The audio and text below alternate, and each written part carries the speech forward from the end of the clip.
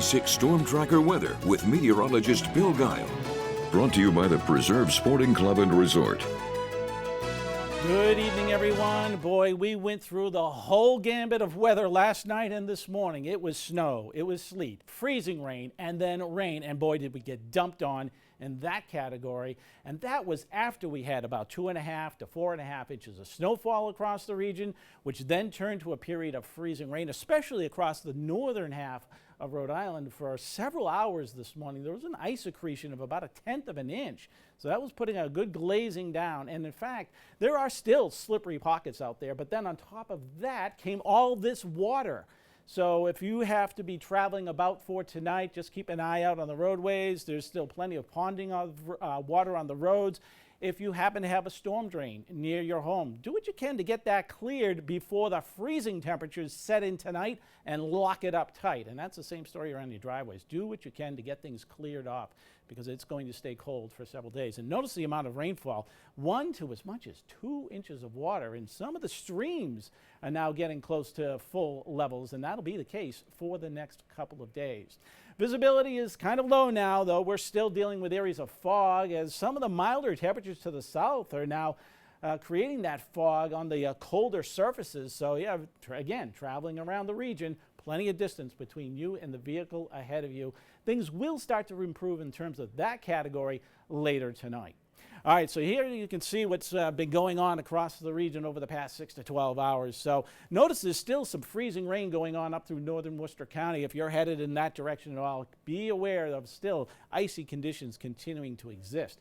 We have another round of heavy rain coming in about an hour from now. You can see working into the Hartford area, and this band is going to move right across the region. It is flying in here, folks. So once we get past that, then we start to dry out, but the wind will pick up on the back side. So here's what we're looking at right now, temperature-wise. Notice the discrepancy across the region. This is why I still say there's some icy spots out there to the north. Smithfield's at 34 degrees, Worcester 33. So these areas, untreated roads, are still a little bit icy out there. And while we're at 35, we're okay. But check this out. Further south you go, down to Newport, it's 48 right now, and New Bedford is 51. But it is not going to stick around too much longer. Here's the cold air that's coming in across the Great Lakes. That's what we're going to be looking at for the next several days. So let's play it out for you, show you how this all works out on our maps. A second area of low pressure is going to be working through quickly overnight tonight, and that's when the winds will kick up and the colder air starts coming in. So that's why we have the high wind advisory for winds that will be gusting as much as 50 miles per hour through the overnight tonight and right through the day tomorrow. Despite the fact that we're going to have sunshine, it is going to be a cold day tomorrow, just a few afternoon clouds. The breeze calms down a little bit on Tuesday, but it's still a windy day, and the colder air continues to prevail. And then we turn our eyes to the south, trying to keep an eye out on this storm system that will be developing off the coastline. Now, yesterday I showed you the comparison of the computer models, the GFS, the American version, and the European. You may recall last night the European said, nope, this was going to be off. The day before said, yeah, we're going to get it. So it can't make up its mind yet what we want to do with this thing. So for now, it's saying, okay, now we're going to be back on the outer edge of it.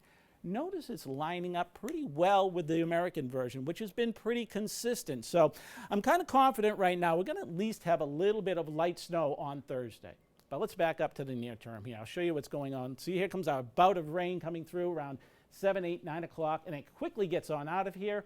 And then our temperatures start to drop. After midnight, everything is going to be freezing up. By daybreak tomorrow morning, we're down into the teens across the region, and it doesn't get much better than the mid and upper 20s for the afternoon, and the winds will be gusting as much as 50 miles per hour in a few spots. All right, here's the recap. Again, as we go on into Tuesday and Wednesday, it's staying cold in the 20s for highs, starting the mornings off into the teens. As we get into Thursday, we'll keep an eye on that storm system sitting off the coastline just to see if we're going to get into it or not.